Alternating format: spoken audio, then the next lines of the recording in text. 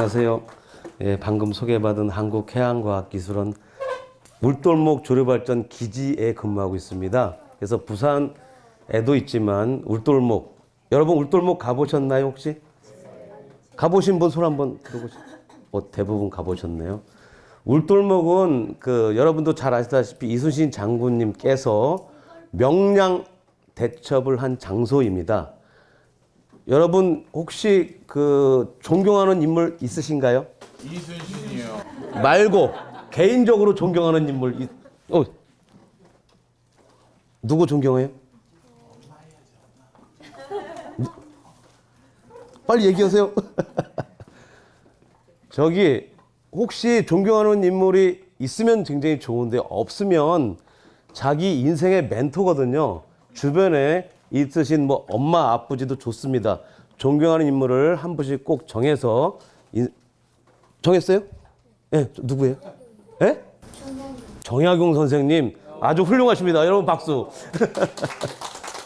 저기 2019년에 우리나라 갤럽이라는 설문조사하는 회사가 있잖아요. 거기서 설문조사를 했습니다. 우리나라 사람들 중에서 누가 가장 존경하는 순위의 1위였을까? 그때 설문조사 2019년에 했는데요. 1위가 누구였을까요? 자, 세종대왕. 이순신. 자, 다시 한번 갈게요. 자, 세종대왕이라는 손 한번 들어보세요. 자, 이순신 손 한번. 여러분들이 훌륭하십니다. 이순신 장군께서 그때 2019년에 설문조사할 때 우리나라에서 존경하는 인물 1위였습니다. 그래서 그 이순신 장군이 존경받는 이유가 뭐가 있을까요? 여러 가지가 있을 것 같아요. 리더십. 그 다음에 거북선을 만들었죠. 창의력. 그리고 사실은 가족보다 나라를 위한 헌신. 그리고 또 하나 더 있는 게 낙천적 성격이랍니다. 그래서 이순신 장군께서 그렇게 훌륭한 일을 했을 때의 배경에는 그런 헌신도 중요하지만 여러분 인생 살 때 낙천적 성격을 가지고 있으면 좋을 것 같아요. 그래서 인생을 살 때 굉장히 긍정적으로 살면 사실은 앞으로 남들한테 존경받을 기회가 많이 올 수 있습니다. 제가 오늘 말씀드릴 거는 이순신 장군께서 한 울돌목이라는 곳의 어떤 특징하고 조류 발전, 이순신 장군께서 조류를 이용해서 발전을 하게 되는데 그러한 내용들에 대해서 좀 설명을 드리고 하도록 하겠습니다. 그래서 울돌목은 우리나라에서 유속이 제일 빠를까요? 안 빠를까요? 빨라요. 잘합니다. 제일 빠릅니다. 우리나라에서. 유속의 세기가 1초에 5.5m/s 정도 갑니다. 1초 똑딱할 때 물이 5.5m 가요. 그래서 바다에서는 이제 배의 속도를 노트라고 하는데 한 10노트, 11노트 정도 되는 속도로 이제 가고요. 그 다음에 명량 대첩할 때 우리가 조석은 이 지구달 태양의 인력과 태양계의 운동에서 발생하기 때문에 430년 전에 명량 대첩했을 당시에 유속 특성을 미리 지금 알 수가 있어요. 그래서 그걸 시뮬레이션 해봤습니다. 그러니까 명량 해전 했을 당시에 유속이 어떻게 됐을 거다. 그걸 시뮬레이션한 그런 내용들. 그 다음에 예전에는 이순신 장군께서 조류를 이용해서 전쟁을 했지만 요즘에는 전쟁을 하면 돼요? 안 돼요? 전쟁하지 말고 조류를 이용을 하자. 어떻게 이용할 거냐? 발전에 이용하자. 그래서 조류 발전 연구를 지금 하는 내용들을 좀 설명하도록 하겠습니다. 우선 울돌목이라는 말은 우리말이에요. 그래서 울자는 운다는 뜻, 그다음에 돌은 돈다는 뜻, 그다음 목은 여러분 잘 아시는 목. 그래서 목이 어떤 특성이 있어요? 좁죠. 좁아들어요. 여러분 물병 보시면 끄트머리가 다 좁게 돼 있어요. 그죠? 왜 좁게 돼 있을까요? 물이 빨리 빠지지 못하게. 빨리 빠지지 못하게 하는 게 다 목을 만들어 놓은 이유입니다. 하여간 물병 그래서 만들어 놨고요. 이 울돌목은 바닷물이 울면서 돌아가는 좁은 길목. 그런 게 이제 우리말로 울돌목이고요. 이걸 이제 한문으로 가니까 울명, 명자 쓰고 그 다음에 대들보. 그러니까 굉장히 좁다 보니까 대들보만 놓으면 건너갈 수 있겠다. 그런 의미로 이제 명량이라고 이제 한문으로 가면 명량 그랬습니다. 그래서 이순신 장군께서 울돌목 대첩이 아니고 이제 한문으로 표시하다 보니까 명량 대첩이 됩니다. 그래서 우리가 그 량자라는 개념을 여기저기서 많이 쓰고 있어요. 대들보만 놓으면 건너갈 수 있는데 진도와 연결한 데를 명량이라고 합니다. 그 다음에 고금도하고 연결한 데를 마량이라고 하고 남해도하고 연결한 데를 노량, 거제도하고 연결한 데를 견내량, 거제도가 가장 좁은데 그래서 그리고 칠천도하고 그 사이 협수로가 칠천량이라고 하고요. 초량이라는 데가 있습니다. 혹시 어딘지 아세요? 초량. 자, 여기도 양입니다. 굉장히 좁은 데예요. 제가 어디서 왔어요? 부산. 부산에 뭐 내려간 지 얼마 안 됐습니다. 공공기관 지방 이전으로 내려간 지 한 6년쯤 됐고요. 부산에 가면 영도란 섬이 있습니다. 영도와 부산을 연결하는 거기가 초량입니다. 그러니까 좁은데, 좁고 물살이 빨리 지나가는데 그런 데들이 이제 양이라고 해서 그 자리들은 대부분 예전에 이순신 장군께서 그 승전했던 대 중에 하나입니다. 이순신 장군이 몇 전 몇 승했어요? 23전? 23번 싸웠어요. 몇 번 이겼을까요? 23번 정답.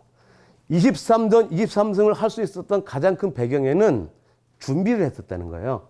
항상 이순신 장군은 이겨놓고 전쟁을 했다고 그럽니다. 그러니까 그만큼 주변 지형지물에 대한 정보, 자기 아군에 대한 정보 이런 것들을 항상 모아놓고 그걸 통해서 전쟁을 했다고 합니다. 그러다 보니까 이제 항상 이기게 된 거죠. 하여간 울돌목이 어떻게 지도로 보면 여기 있습니다. 지금 여기가 진도입니다. 여기가 진도. 그다음에 여기가 해남. 우리나라에 보면 요점이고요. 여기가 진도대교가 여기 있습니다. 그래서 요 길이 한 약 1km 좀 되고 여기 폭 한 그 500m, 가장 좁은 데 300m, 수심 한 200m, 20m 정도. 이렇게 생겼습니다. 물속 지형이. 여기를 울돌목이라고 하는 데가 되겠습니다. 여러분도 가서 보셔서 알겠지만 물이 굉장히 빨리 지나갑니다. 빨리 지나가다 보니까 이 소용돌이 이런 것들이 생깁니다.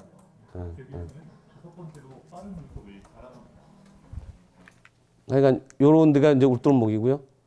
요거를 저희가 그 시뮬레이션이란 기법을 이용을 하면 이렇게 예측을 할 수가 있습니다. 유속을 저희가 13시간 동안 이제 조류 특성을 시뮬레이션 한 건데요. 지금 보면 지도가 보면 여기가 진도입니다. 진도. 여기가 울돌목, 여기가 해남이고요. 여기가 장죽도, 여기가 맹골도 뭐 이런 데고요. 그래서 지금 색깔이 좀 바뀌고 있죠. 물이 아래쪽에서부터 이렇게 올라갈 때, 잘 보세요. 물이 이렇게 지금 내려오고 있고요. 화살표가 잘 있습니다. 그래서 지금 물이 내려오고 있는 거고요. 네, 여기 6시간 동안 물이 내려오고 그러다가 다시 물이 방향이 바뀝니다. 화살표 끄트머리를 보시면 물이 밑에서부터 이제 위로 이제 올라가죠. 화살표 방향이 이렇게 올라가면서 울돌목의 유속을 강하게 만들고 놓고 물이 지나갑니다. 지금 이렇게 이 남해 바다 쪽에서 서해 바다 쪽으로 물이 지나가면서 위로 올라갈 때가 밀물, 창조라고 하는 물이고요. 서해 바다 쪽에서 남해 쪽으로 위에서 아래로 내려올 때가 썰물, 낙조라고 하는 흐름인데요. 요거는 하루에 6시간 동안 물이 쭉 들렀다가 6시간 다시 내려오고 그래서 하루에 2번이 그 창조가 생기고 낙조도 2번 생기고 그런 형상이 나타납니다. 시뮬레이션 통해서 우리가 좀 알 수 있고 그래서 요 자리가 이제 유속이 센 그런 형상이 나는데 아까 울돌목이라는 그런 특성이처럼 좁죠. 여기서 좁다 보니까 물이 지나가다가 좁은 데를 만나니까 유속이 강해지는 겁니다. 그래서 우리나라에서 유속이 가장 빠른 곳이고요. 그러니까 조류속이 가장 빠른 바다입니다. 그래서 여기서 바닷물 쳐다보고 있으면 어지러워요. 멀미날 때가 있습니다. 바닷물만 봐도 배를 안 타고. 그러니까 그런 지역이 이제 울돌목이고요. 이 부분을 좀 확대해서 보면 이렇게 이제 위에서 물이 아래로 이제 요게 이제 썰물입니다. 물이 수위가 같이 내려가요. 수위가 내려가면서 썰물이 나타나고 거꾸로 6시간이 지났으면 다시 이제 물이 또 올라가죠. 그래서 바닷물은 한 번도 안 쉬고 계속 뭐를 해요? 왔다 갔다. 이게 조류 특성이 계속 왔다 갔다 합니다. 요 특성이. 근데 이 물은 항상 이렇게 어딘가에 빠른 데가 있는 게 아니고 동해안에 가면 물이 왔다 갔다 안 합니다. 남해안에도 잘 왔다 갔다 안 해요. 특히 진도 부근 여기만 물이 굉장히 많이 왔다 갔다 하고요. 인천에 가면 거기도 왔다 갔다 하긴 합니다. 근데 여기보단 작아요. 요걸 이제 조수간만의 차로 이제 요런 왜 바닷물이 왔다 갔다 하느냐라는 걸 이제 이해해야 되는데요. 우리가 이제 지구가 이렇게 있고 태양이 있으면 무슨 힘이 발생을 해요? 인력, 끌어당깁니다. 이 천체가 워낙 크면 끌어당기는 힘이 발생을 하고 지구가 뭐를 해요? 자전과 공전을 합니다. 자전하면 무슨 힘이 생깁니까? 원심력이 생겨요. 그러니까 자전을 하면 바깥으로 물을 밀어내는 힘이 생기고 그 다음에 천체, 이 태양이나 달 같은 천체가 있으면 서로 끌어당기는 힘이 발생을 합니다. 그리고 달은 어떤 운동을 해요? 지구를 중심으로 자전과 공전을 같이 합니다. 자전과 공전. 그래서 지구, 달, 태양이 일직선상에 있을 때 지금 달이 잘 보이는데요. 원래 여기 있으면 사기라고 해서 하나도 안 보입니다. 깜깜할 때. 그다음에 달이 이렇게 좀 벗어나서 요쯤 있으면 초생달, 눈썹 모양 초생달이 만들어지고 요쯤 오면 이제 반달이어서 반달, 요쯤 오면 이제 보름달, 다시 반달, 이제 이쪽은 상현, 여기는 하현, 다시 반달, 그다음 금음달, 그다음에 삭 없어지고. 요게 며칠 동안 반복을 해요? 28일. 예, 28.5일 정도로 요게 반복합니다. 이걸 가지고 달력을 만든 게 뭐죠? 음력. 태음력입니다. 태양의 움직임을 가지고 만든 게 양력. 달을 가지고 만든 게 음력. 달은 지구의 물을 끌어당깁니다. 그러다 보니까 이 조수간만의 차가 클 때가 달이 하고 태양이 일직선상에 있을 때가 우리나라의 조수간만의 차가 큽니다. 이때가 살이라고 부르는 거예요. 살이. 그 다음에 달이 위치가 태양하고 직각을 이룰 때, 이때는 그 조금대라고 하는데요. 왜 그러냐면 같은 방향에서 물을 잡아 당기죠. 태양도 이쪽으로 잡아 당기고 달도 당기고. 근데 이리 가면 태양은 이쪽으로 당기는데 달은 이리 당기거든요. 힘이 벡터 분산이 되다 보니까 상현달이나 하현달 때, 이때가 조금입니다. 조금. 그리고 사기나 보름때가 힘이 센 살이. 이런 특징이 있습니다. 그래서 요 바다에 가면 항상 이런 특징대로 나타나게 되고요. 요게 제가 아산만 한진포구에 물이 빠졌을 때 이제 찍은 사진입니다. 물이 빠지면 이렇게 배들이 다 얹힐 정도로 낮고요. 그러다가 물이 들어오면 배가 다 뜨죠. 우리나라에서 조수간만의 차가 가장 큰 곳이 아산만인데 한 10m가 됩니다. 그러니까 조차가 10m가 되는 거예요.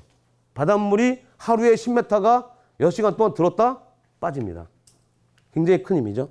전 세계에서 조수간만의 차가 제일 큰 곳은 어디일까요? 캐나다의 펀디만이라고 있어요. 조수간만의 차가 16m. 엄청나게 크죠. 우리나라 인천 앞바다가 10m. 여기가 한 5위권입니다. 2등이 어디냐면 프랑스 쪽에 가면 한 13m쯤 되는 데가 있어요. 그래서 전 세계적으로 보면 이렇게 조수간만의 차 큰 데들은 뭐를 해요? 아까 수력 발전 말씀해 주셨는데 조력 발전을 할 수가 있습니다. 그래서 그런 조력, 낙차가 크면 낙차를 이용해서 조력 발전, 흐름을 이용한 조류 발전을 할 수가 있는 데입니다. 그래서 여기가 펀디만의 어떤 사진인데요. 이 배 보세요. 여기 있던 배가 이렇게 떠올라오죠. 이 조차에 때문에 이 갯벌이 이렇게 드러나게 됩니다. 갯벌이 이렇게 드러나게 되고요. 그래서 세계적인 지도를 보면 우리나라가 여기 있습니다. 여기에 있고 아까 펀디만이 여기 있고요. 그 다음에 프랑스가 여기 있습니다. 13m. 빨간 쪽에 조차가 큰 데입니다. 근데 우리나라가 안 큰 것 같죠? 근데 여기 선이 하얀색 실선이 중첩돼가지고 좀 잘 안 보이는데요. 우리나라 서해안, 그 다음에 중국 쪽 마주보고 있는 데가 조차가 굉장히 큽니다. 원래 조석은 위도의 함수예요. 그래서 같은 위도면 같은 조수간만의 차가 나와야 되는데 인천과 강릉은 조수간만의 차가 10m가 벌어집니다. 왜 그럴까요?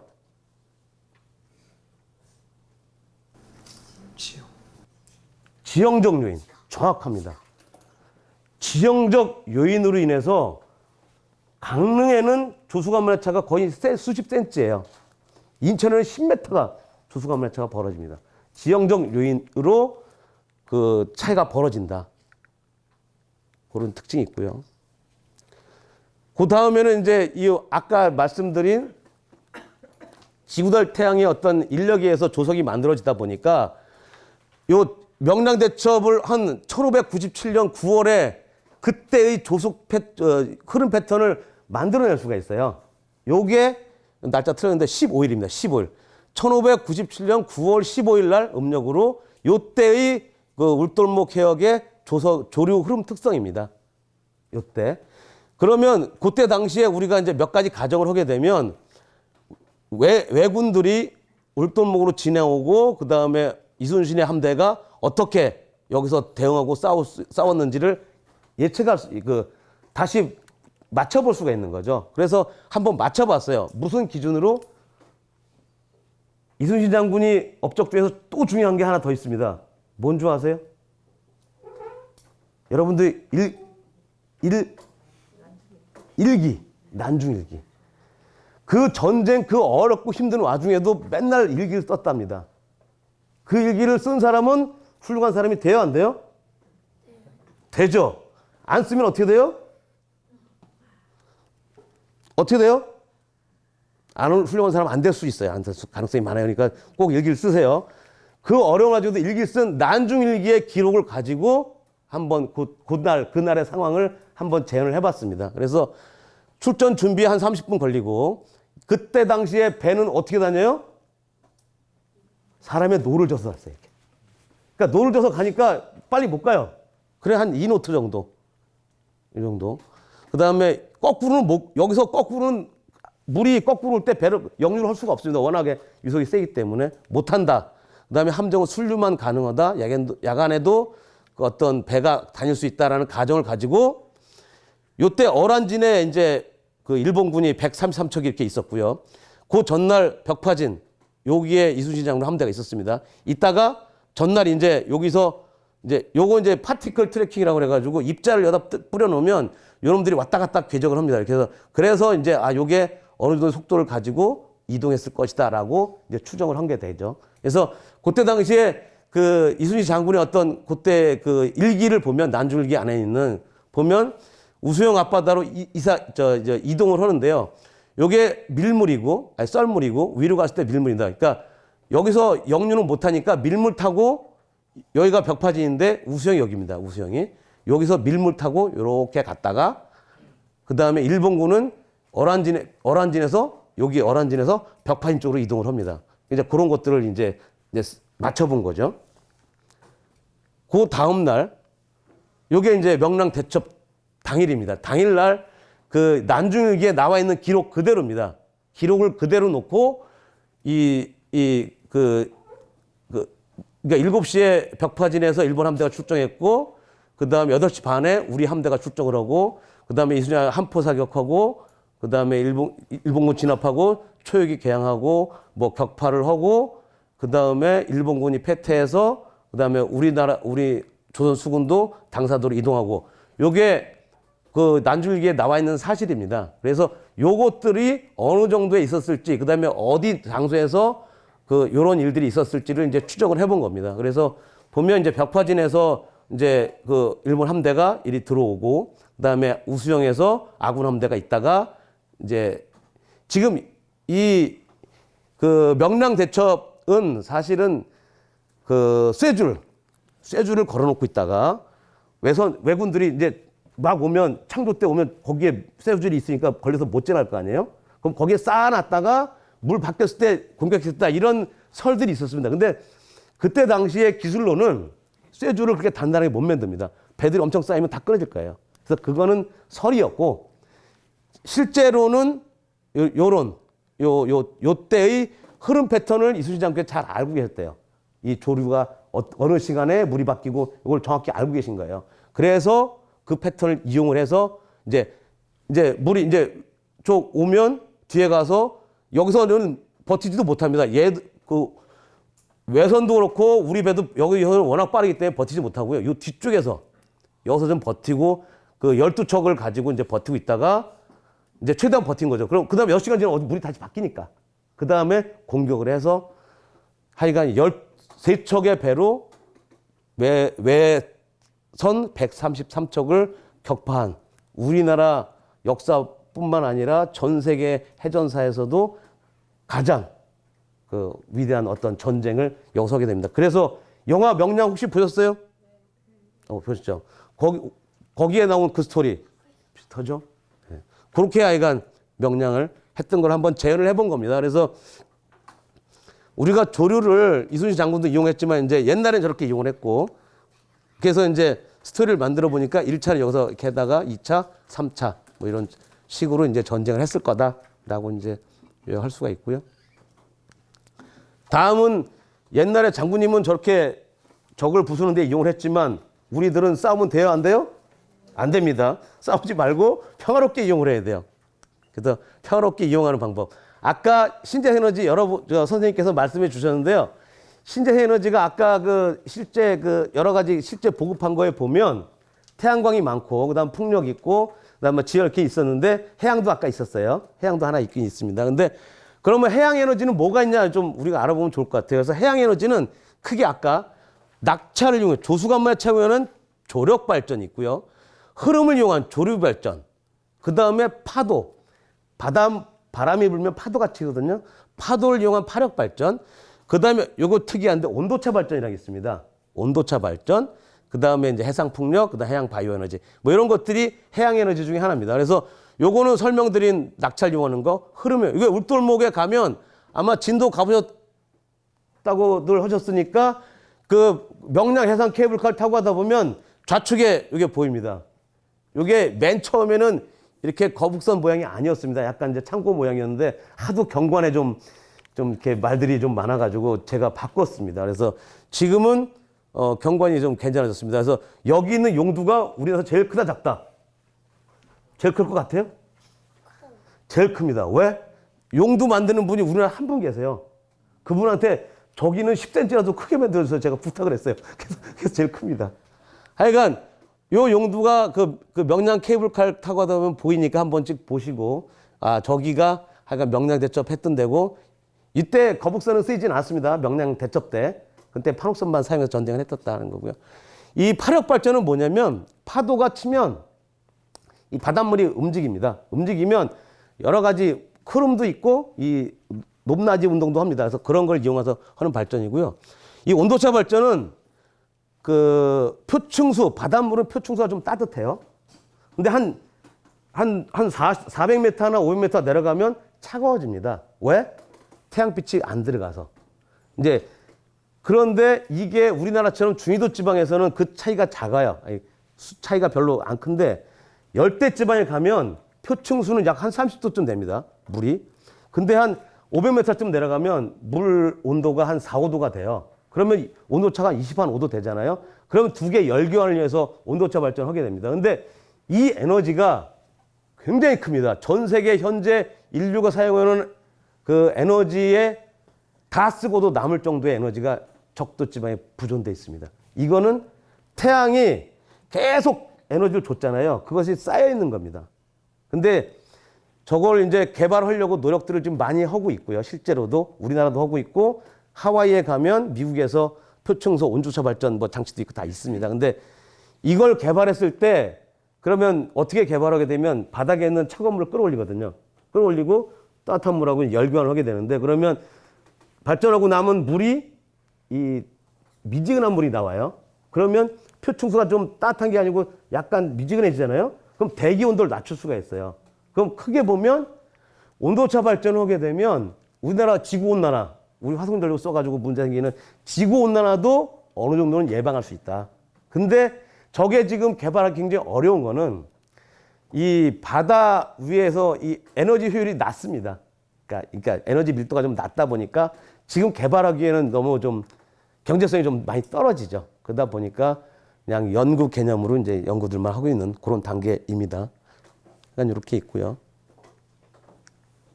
지금 아까 그 인천 앞바다에 조수간만의 차가 약 10m 정도 된다고 얘기했잖아요. 그래서 우리나라에 시하오에 이 발전소가 있습니다. 이 발전소 이름이 시하오 조력발전소입니다. 여기가 바다고 여기가 그 민물 담수입니다. 아까 그 수력 발전에서도 얘기했지만 댐이 이 댐체입니다. 여기는 원래 다른 목적으로 방조제를 만들어서 원래는 안을 다른 목적으로 쓰려고 했는데 수질 개선에 수질이 문제가 되다 보니까 이제 조력 발전을 택한 예가 되는데 그래서 수질 개선도 했고 조력 발전도 한 두 마리 토끼를 잡은 그런 케이스입니다. 그래서 여기가 있고요. 아까 프랑스 쪽에도 조착하다 그랬잖아요. 1968년도에 프랑스의 요게 랑스 조력 발전소인데요. 프랑스의 이 조수간만의 차를 이용해서 발전소를 졌습니다. 벌써 한 4, 50년 넘게 발전소 운영되고 있고요.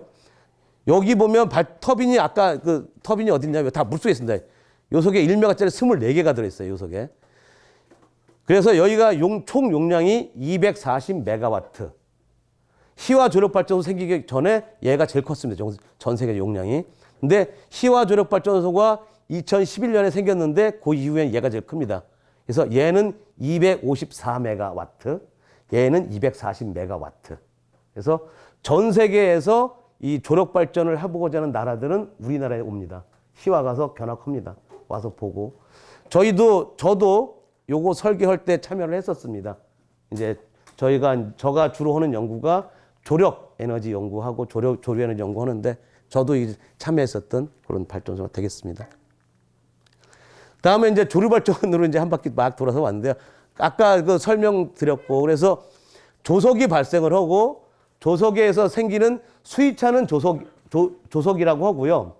그거에 만들어지는 흐름은 이제 조류라고 합니다. 그래서 그 조류의 운동 에너지를 가지고 전기 에너지로 변하는 게 이제 조류 발전인데 얘는 규칙적으로 주기적인 운동을 하기 때문에 출력도 주기적으로 예측이 가능하다라는 게 이제 큰 장점이 되겠습니다. 그래서 조류 발전 터빈은 아까 수력 모양에서도 보셨지만 아까 보신 게 이제 수직축 터빈 형태입니다. 아까 그러니까 흐름 방향하고 터빈의 회전축이 직각인 형태, 거의 수직축이라고 하는데요. 그 다음에 이제 이렇게 물이 이렇게 오는데 물의 흐름 방향하고 터빈의 회전축이 같은 방향이면 수평축 터빈. 그 다음에 이렇게 직각이면 수직축 터빈. 이렇게 이제 가오리 꼬리처럼 이제 이렇게 보면 이제 진동식 터빈 이런 식으로 개발이 되고요. 요거는 조류 에너지는 하여간 0.5 이타로 A V3승 하여간 수식인데 하여간 이타는 효율이고요. A는 단면적, V가 유속입니다. 유속의 세제곱에 비례합니다. 그러니까 유속이 2배 커지면 에너지 몇 배 커진다? 8배. 3승이 커지니까. 그러니까 유속이 2배 커지면 에너지 8배 커지는. 그 다음에 요 식은 조류는 풍력하고 똑같습니다. 이거를 바깥으로 꺼내면 풍력이에요. 뭐가만 다르냐? 밀도만 다릅니다. 해수 밀도만 다른 그런 특징을 가지고 있고요. 그래서 이런 에너지 특징을 가지고 있는 게 이제 조류 발전이다. 그래서 이렇게 수평축, 수직축, 진동식 아직 3가지가 같이 개발이 되고 있는 상태다라고 보시면 되고요. 그래서 풍력과의 차이점만 알아보면 풍력은 태양 에너지에 기인합니다. 그래서 기압차에 기인을 하고 지구자전이 주요한 요인이에요. 그래서 그리고 비주기적 풍력은 이 대기압의 기압차만 만들어지면 나오기 때문에 불규칙적입니다. 대신 지역적 편중이 작습니다. 한번 불면 그 동네 다 불니다. 바람이. 반면에 조류는 지구와 태양의 인력이나 그 다음에 원심력에 작용하기 때문에 규칙적입니다. 에너지가 규칙적으로 온다는 가장 큰 다른 점입니다. 그 다음에 지역적 편중이 큽니다. 아까 지역적 편중이 가장 큰 이유는 뭐라고요? 지형적 요인. 지형적 요인 때문에 그 자리에만 할 수가 있는 거예요. 딴 데는 못 합니다. 아까 말씀드렸다시피 조석은 위도의 함수긴 한데 강릉에는 못 하는 거예요. 인천은 할 수 있지만. 그러니까 그런 지역적 편중이 크다. 그 다음에 공기와 물의 차이점. 공기는 여기가 1점입니다. 1.225kg/m 삼성. 해수 바닷물은 1000입니다. 1025kg/m 삼성. 그래서 물이 공기보다 밀도가 840배 큽니다. 그래서 이 풍력발전기는 보면 굉장히 큽니다. 100m 이렇게 커요. 그런 에너지를 우리 물속에 있는 터빈들은 작은 사이즈면 됩니다. 그런 특징이 있다. 예. 그래서 어떤 시스템들을 보면 아까 선생님이 수력발전기 만들었을 때 비슷합니다. 우선 수차가 있어야 되고요. 그 뒤에 쫓아오는 발전기가 있어야 되고 전력 변환 장치, 케이블 이런 것들이 쭉 연결되고 제어하는데 이런 것들이 필요합니다. 그래서 저희가 2004년도에 요거 해남에 이런 것들을 설치했었습니다. 그래서 실험을 했었고요. 그 이후에는 이게 진도 쪽에 있는 겁니다. 아까 제 모양 거북선 바꾸기 전 모양입니다. 그래서 욕 많이 먹었습니다. 이게 왜 창고를 거다 바다에 쳐놨냐고. 그래서 요걸 좀 바꿨다. 이런 게 형태가 있고, 이게 수직축 뭐 터빈이고요. 요게 증속기, 발전기 뭐 이런 것들이 돼 있고요. 그다음에 요게 수평축 터빈, 우리가 실험했던 거고요. 실제로 좀 크게 만든 겁니다. 사람 보시면 사이즈가 좀 크죠. 뭐 이런 것들이 있고요. 그다음에 도서 지역에 쓸 수 있게 뭐 이런 것들도 개발을 지금 진행을 뭐 했었습니다. 좀 자세하게 보면 요게 이제 울돌목 시험 조류 발전소를 소개하는 동영상인데 잠깐 보시죠.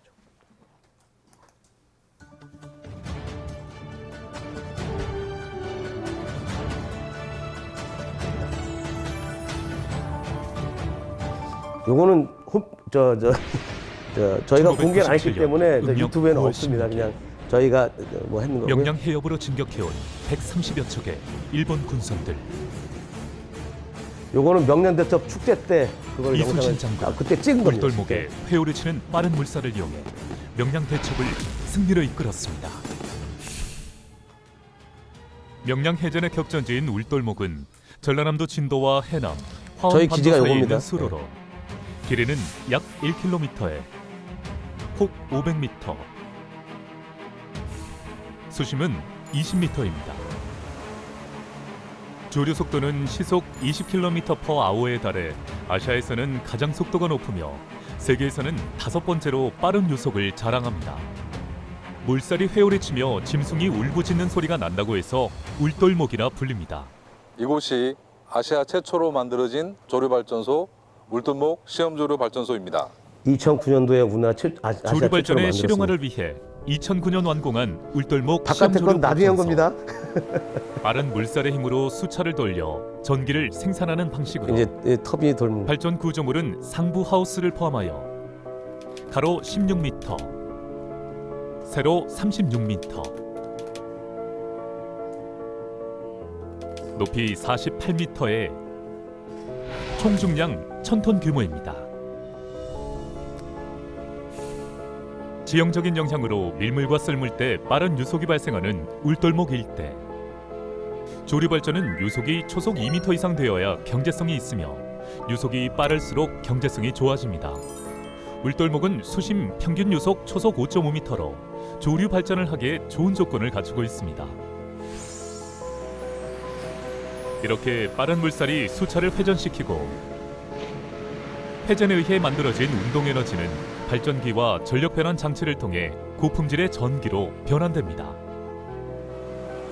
발전의 효율을 높이기 위해선 조류의 흐름을 효과적으로 받아들이는 수차의 모양이 중요한데 선진국들은 다양한 형식의 영국 쪽에 조류발전 터빈을 설치된 개발해 조류발전기. 실제 해역에 설치, 운영하고 있습니다. 울돌목 시험조류 발전소는 다양한 수차를 사용할 수 있도록 설계되어 여러 가지 조류발전 터빈의 성능을 시험하는 장소로 활용되고 있습니다. 이렇게 해양에너지 전문가들이 조류발전에 주목하는 이유는 무엇일까요? 바다에서 만들어지는 다양한 해양에너지, 조류발전을 비롯해 썰물과 밀물의 수위차를 이용하는 조력발전, 파도의 높낮이를 이용한 파력발전, 바닷물의 온도차를 이용한 해수온도차 발전 등이 있습니다. 그중 조류발전은 자연적인 현상인 조류로 수차 발전기를 회전시켜 전기를 생산하는 지속 가능한 방식입니다. 운동에너지를 회전에너지로 변환하여 발전한다는 점에서 풍력발전과 비슷하지만 밀도를 비교했을 때 해수가 공기보다 약 840배 정도 크기 때문에 풍력발전에 비해 에너지 밀도가 높습니다. 또한 조류발전용 지지구조물과 발전 기반을 설치하기 때문에 바다 환경에 영향을 거의 주지 않고 밀물과 썰물의 반복되는 특성으로 발전량의 정확한 예측이 가능합니다. 우리나라는 세계적인 조류발전 부존 국가로 총 개발 규모는 약 12기가와트로 평가되고 있어 개발이 된다면 많은 전기를 안정적으로 생산할 수 있을 것으로 예상됩니다. 에너지 사용의 흐름은 석유로 대표되는 화석연료에서 자연순환계에 순응하는 신재생에너지 시대로 전환되고 있습니다. 산업 발전에 따르는 에너지 소비의 증가는 필연적일 수밖에 없지만 대기 오염 및 지구 온난화 문제를 일으키는 화석 에너지 사용을 절제하고 영구적이고 친환경적인 해양 에너지를 사용하는 것이 미래를 위한 우리의 선택입니다. 울돌목 시험조류 발전소는 친환경 에너지 개발의 선두에 서서 더욱 깨끗한 전기를 만드는 데 공헌할 것입니다.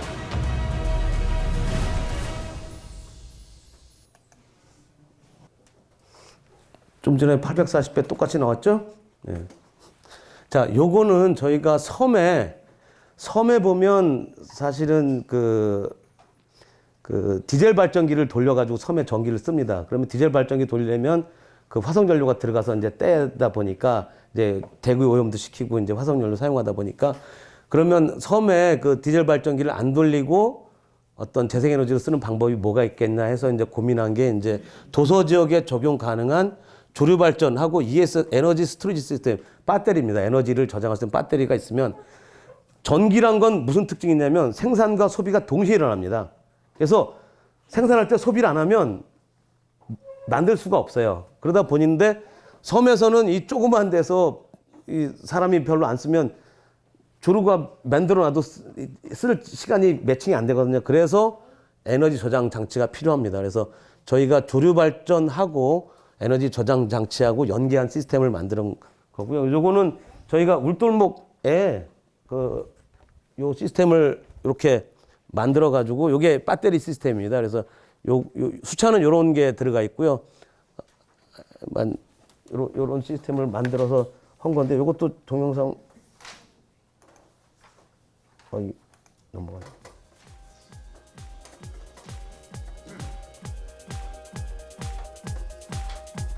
저게 이제 수차, 저런 수차가 그 다리우스 수차라는 형태고요. 그다음에 요거는 이제 이 발전기하고 연결해서 이제 발전기를 잘 만들었는지 테스트하는 겁니다. 그래서 실제 요 축에 연결해가지고 발전기가 잘 만들어졌는지 출력값을 보고 있는 거고요. 이제 베어링, 회전체이기 때문에 베어링이 굉장히 중요합니다. 모든 회전체들 우리가 그 회전체는 뭐 자전거, 자동차 뭐 회전체가 굉장히 많잖아요. 거기는 다 베어링이 들어가는데 베어링이 굉장히 중요하다. 그다음에 요 이제 배터리실 만든 거고요. 요 안에 요런 게 이게 배터리입니다.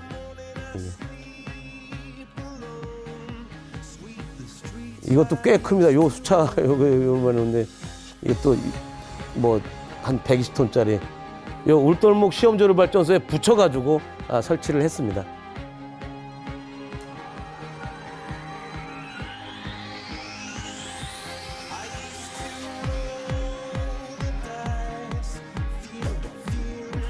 여기는 멘트가 별로 없는 게 우리가 그냥 만들어서 전문가가 만든 게 아닙니다. 그러다 보니까 여기에 이제 바닥에 고정을 하기 위해서 이제 뭐 핀파일로 이렇게 하는 거고요.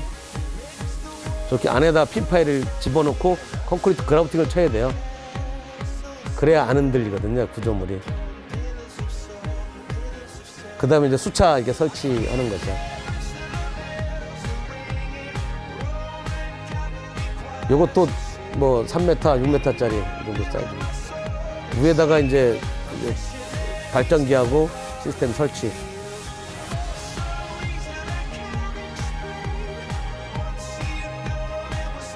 뭐 1호기, 뭐 옆에 2호기에서 50kg짜리 두 개의 시스템으로 했어요. 그래서 여기 1호기, 2호기 이렇게 같이 이렇게 도는 거. 유속이 오면 수차가 회전을 해서 전기를 만들어내는 거죠. 이렇게 이제 모니터링 시스템이 이렇게 되어 있습니다. 그래서 실제 전기가 나오고 하는 요런 것들이 되어 있고, 요게 굉장히 지금 출력이 잘 나오고 있습니다. 그래서 지금 저거를 이용을 해서 실제 도서 지역에 좀 개발을 하는 거 하고, 그다음에 ODA 사업이라고 해서 동남아 쪽에 있는 그 조류 부존 국가, 인도네시아나 이런 국가에 ODA 사업으로 지원을 하는 것도 좀 검토하고 있습니다. 그 다음에 저희가 소개해드릴 건 이제 아까 보신 거는 수직축 조류발전 시스템이고요. 요거는 이제 수평축 1메가와트급 시스템입니다. 요거 지금 뭐 형태 개발하고 있고요. 요것도 그냥 동영상으로 그 저런 형태를 개발하고 있고 그다음에 단지도 지금 만들 계획을 가지고 있다. 그런 내용으로 좀 잠깐 보시죠. 뭐. 이건 안산의 탄도입니다. 탄도의 요 공부.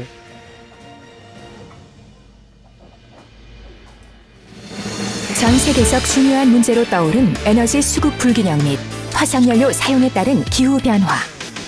수요 에너지의 90% 이상을 수입에 의존하는 대한민국에게 에너지 위기는 보다 가까이 당면해 있습니다. 환경과 에너지 안보에 기여하기 위해 해양수산부와 한국해양과학기술원에서는 그 답을 바다에서 찾아 보다 깨끗하고 안정적이며 조석가만에 차각한 우리나라 특성에 적합한 조류 에너지 개발에 앞장서고 있습니다. 지구, 달 및 태양 사이의 만유인력과 원심력으로 인해 바닷물이 하루에 보통 2번 주기적으로 흐름 방향이 바뀌어 나타나는 것을 조석 현상이라 하며, 조류는 조석 현상에 따라 나타나는 밀물과 썰물을 말합니다. 이러한 조석에 의해 강한 유속이 발생하는 해역에 조류 발전용 수차 발전기를 설치해 조류의 운동 에너지를 전기 에너지로 변환하여 발전하는 것을 조류 발전이라고 합니다. 조류 에너지는 정확한 사전 예보가 가능하여 출력의 장기 예측이 가능하고 개통 연계에 장점이 있으며 공기에 비해 해수의 밀도가 840배 커 상대적으로 적은 수차로 풍력보다 더 큰 에너지를 생산할 수 있습니다. 전 세계에 연간 약 800TWh의 조류 에너지가 보존된 것으로 평가되고 있으며 이미 각국에서 많은 연구 개발이 빠르게 진행되고 있습니다. 우리나라 역시 2011년부터 해양수산부와 한국해양과학기술원 주도하에 창조, 낙조 등 변화하는 흐름이 있는 조류 환경에 적합한 능동 제어 시스템을 개발하였습니다. 능동 제어 시스템의 핵심 기술은 수평축 터빈의 능동 제어를 통해 유속 변화에 대응할 수 있다는 것입니다. 수평축 터빈의 블레이드 피치 제어를 통해 컷아웃 유속 증가가 가능하여 발전 유속 범위를 확장시킬 수 있습니다. 또한 조류 유향의 변화에 대응하며 제어할 수 있다는 특징이 있고, 주유향과 미세 유향 변화에 대응하여 수평축 터빈의 방향타 제어로 터빈 시스템의 회전을 도와줍니다. 이때 수평축 터빈의 방향타는 종래의 유압식과 추진기식보다 경제성이 우수한 것으로 분석되었습니다. 방향타를 이용한 유향 변화 대응 제어는 국내외 특허 등록되었고, 상어의 방향 전환 방식과 유사하여 이를 채택한 조류 발전 시스템을 코리아 샤크라고 명명하였습니다.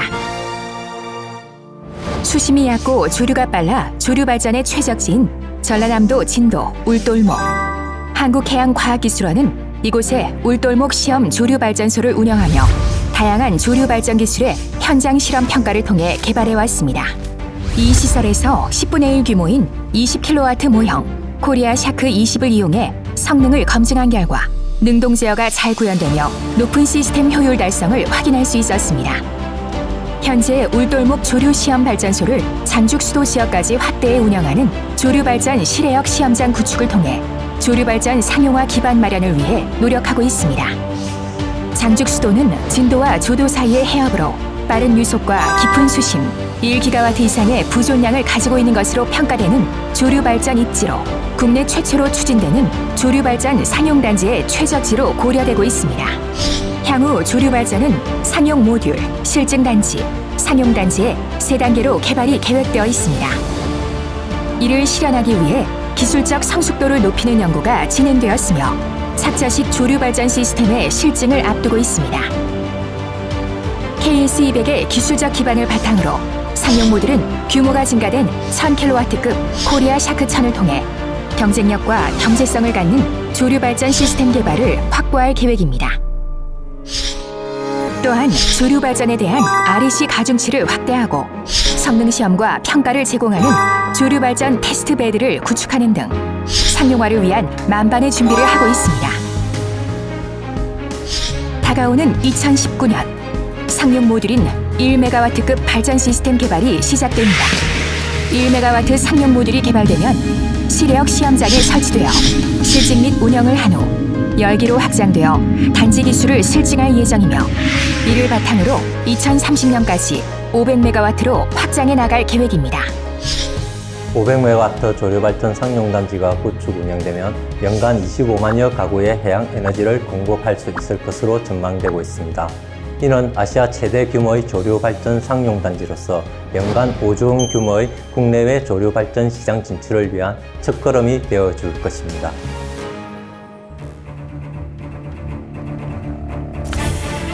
무한한 가능성의 또 다른 이름, 바다. 한국해양과학기술원은 에너지 사원의 보고이자 새로운 희망의 바다에서 찾은 조류 에너지로 대한민국을 에너지 강국으로 변화시키고 있습니다. 높은 파도처럼 고도의 경쟁력을 갖추고 빠르게 흘러가는 유속처럼 세계 조류 발전 시장을 빠르게 선점하여 조류 에너지를 통한 지속 가능한 미래를 만들어 나가겠습니다. 이 정도면 박수 쳐야 되는 거 아니에요? 네, 요게 조금 전에 만들었다 보니까 버전이 좀 적은데요. 하여간 이런 계획을 가지고 있다, 뭐 이렇게 말씀을 드리고요. 근데 여기가 우리나라 전체 보존 에너지 약 80% 정도가 여기에 있습니다. 그래서 하여간 개발했을 때 좀 효과가 있을 거다 지금 보고 있고요. 그래서 뭐 이런 게 개발이 되면 뭐 아직은 안 됐지만 이제 좀 더 본격적으로 되면 좋겠다는 생각이 들고요.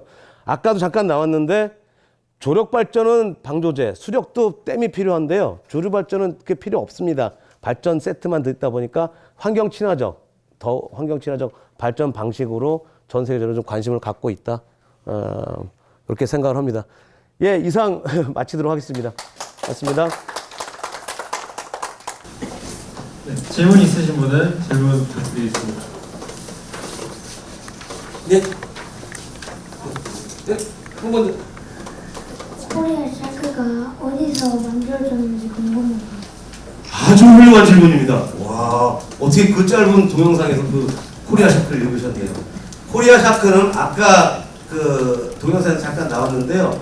우리나라가 만든 상어의 꼬리치기 그런 테크닉을 이용을 해서 그 자연 모방이라고 그러는데요. 자연에 있는 것들을 모방해서 하는 거예요.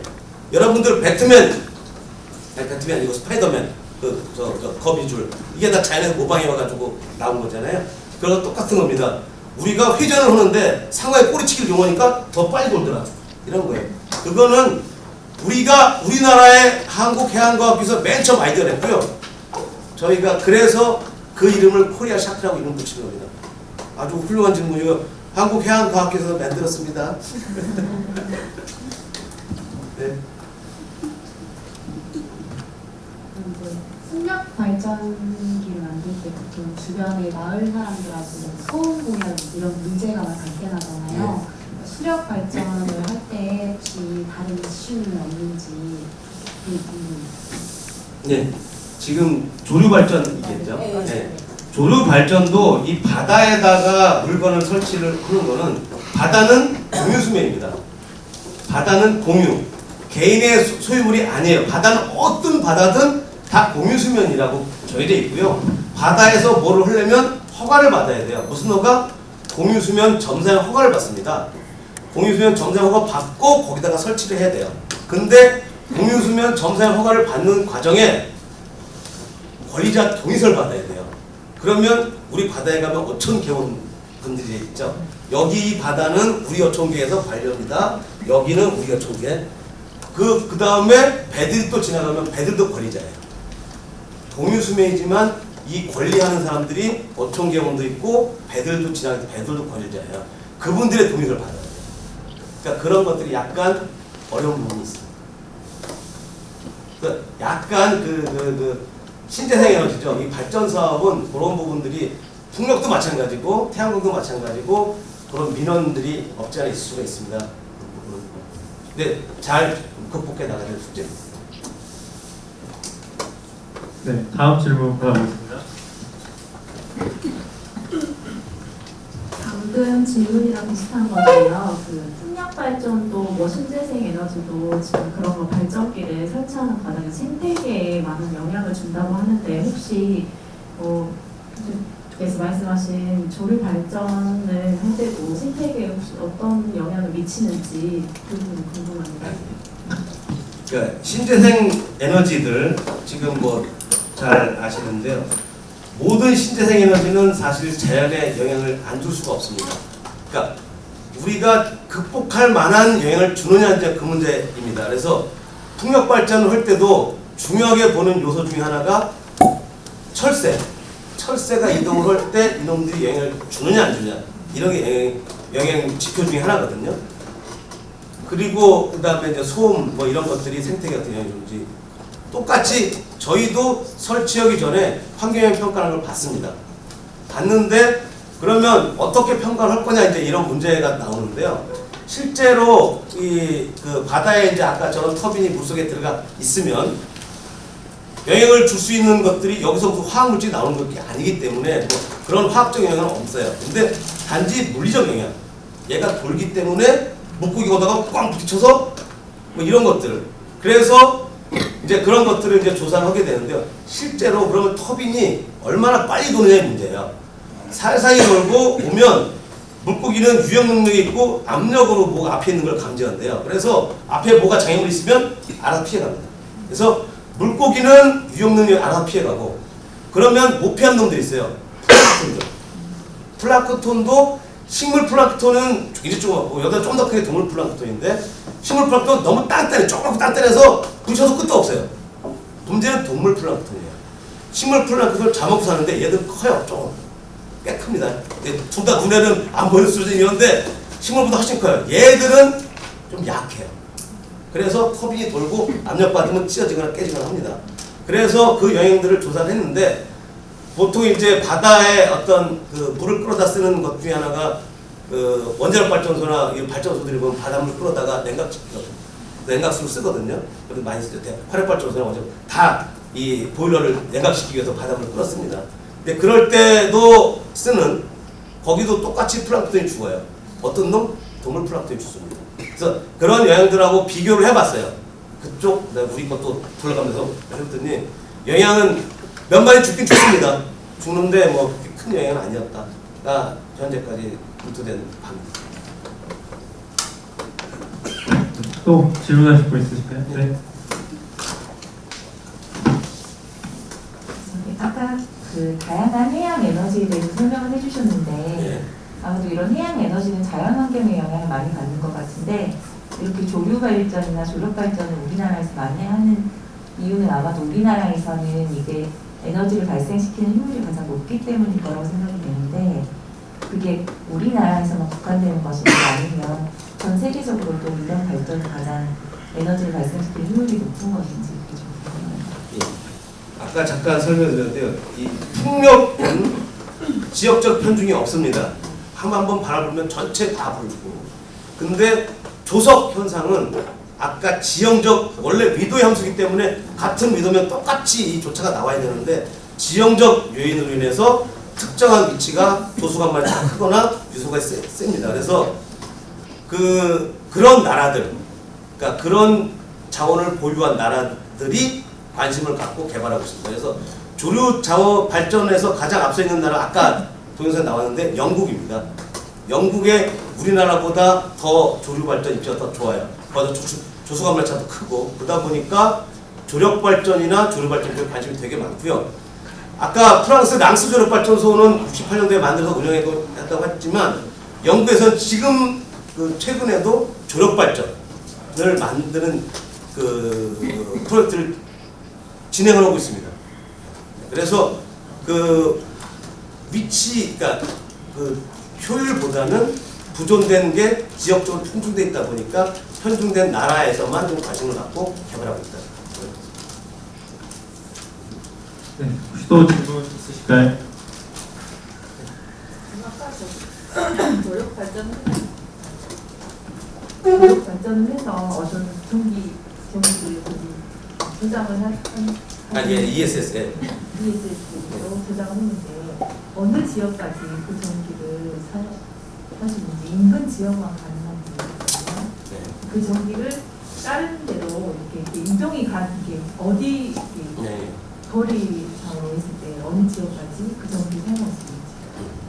그 부분은 이제 한전에 보면 그러니까 우리나라의 주요한 발전소들은 다 바닷가에 있습니다. 왜? 냉각을 위해서. 보일러 냉각을 위해서 다 바닷가에 있습니다. 동해안에 보면 고리, 무슨 월성, 원자력 발전소들이 있고요. 이쪽 서해안에도 보면 뭐 영광 원자력 발전소 있고 위쪽에 보령, 화력 다 바닷가에 있는 이유가 이 물을 끓여가지고 발전기를 돌리는데 그걸 다 식혀야 되거든요. 그러다 보니까 바닷가에 있는데 생산된 장소하고 소비는 또 대도시에 쓰잖아요, 전기를. 서울이나 뭐 광주나 이런 대도시에서 전기 씁니다. 그러다 보니까 송전선로를 깔 수밖에 없거든요. 그러면 발전한 데서 이 송전선로까지 이제 끌어갑니다. 끌어가는데 이게 볼트가 높으면 송전 소출이 낮아요.